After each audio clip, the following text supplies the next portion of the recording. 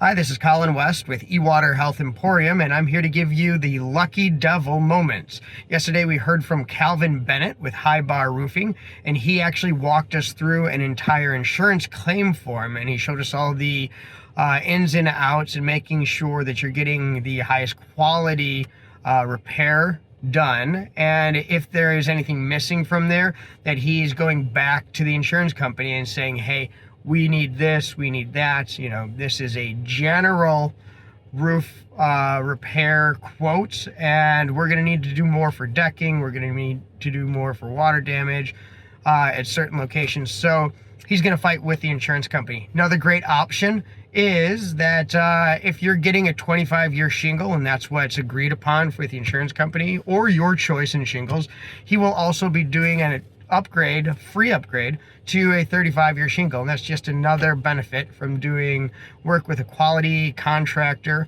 and roofer like Bennett with High Bar Roofing and Construction. So that's your lucky devil for this week. See us next week, because we'll have our greeter Gilbert Delgado, and our speaker will be Reed Petrie with Brinks Home Security.